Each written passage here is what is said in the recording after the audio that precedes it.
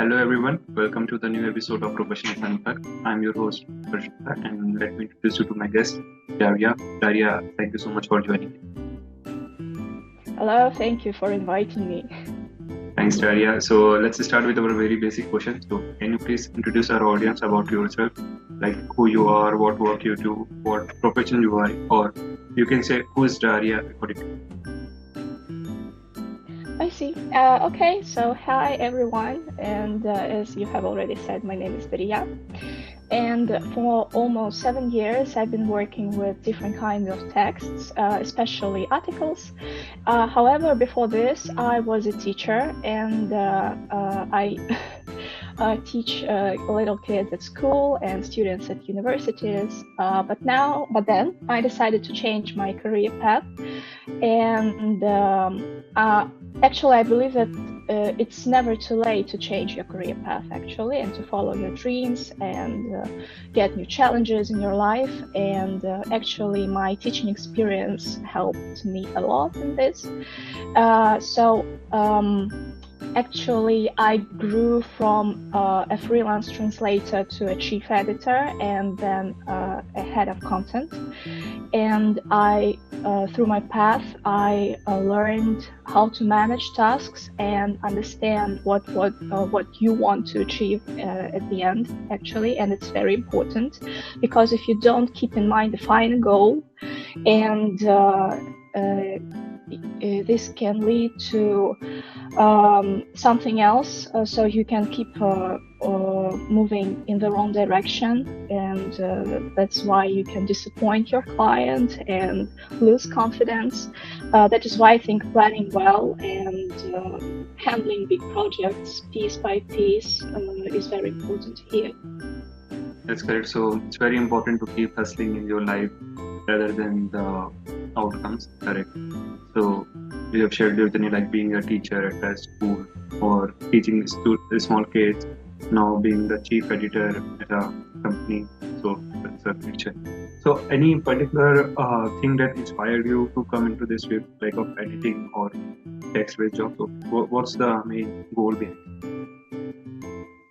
Actually, I was inspired by my teachers at universities. Almost all of them were working with texts, and I was really interested in it, and that is why I became a translator. And then I was invited to work in a small digital agency, and I really loved that job. And now I have had the luck to work with big and small companies. And right now, I'm really enjoying being a part of a small digital agency, because there is no 2 days alike here. And I really like this. So I get to meet different people, and I help them to solve their business goals with content. And also, small companies and startups are more flexible, so I can build my own processes, I can contribute. And for example, not so long ago, I had a chance to build a content department from and develop some new services that are quite unique.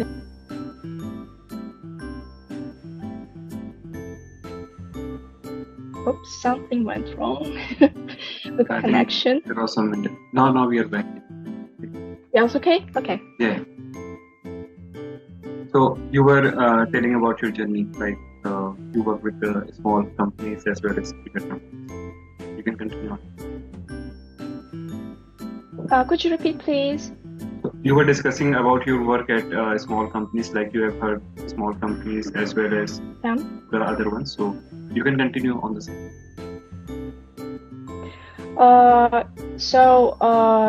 Do you mean my experience in big companies? Or well, I don't think that it's my something that I like really, because I don't feel that I was learning something in big companies. So it's a bit stagnating there. So if you are curious and you want to learn a lot of things, and for example, if we're talking about being head of content, you have to be a melting pot of different skills, from analytics, like marketing, editing, writing, so you SEO or link building and actually communicating. So it's very hard to get those skills in big companies, I think. Correct. So all these events like teaching at schools and now working at companies, this so you work from which country right now? Excuse me? From which country you are working right now? Oh, which country? Okay. Well, I was raised in Russia and I was teaching there, actually, languages. And I have a master degree in philology, so I combined those two studies. So now I'm living in the beautiful Georgia by the sea in Batumi. And I think that the surrounding and the calmness around you helps you to work better. How was your journey, like from moving from Russia to Georgia? So any specific you want to talk about it? Well, as I'm not Russian actually, so as you can see, I am almost everywhere is a stranger, so it's no big deal for me to travel because anyone see me as a foreigner, so there was no surprises that here I am also a foreigner. However, Georgians are very kind people, they're very friendly and they love guests, and I think that the assimilation here goes well. Awesome. Amazing to hear. So what's your goal right now? Like you have mentioned you work on short-term goals, right? So is there any dream or goal that you possess right now?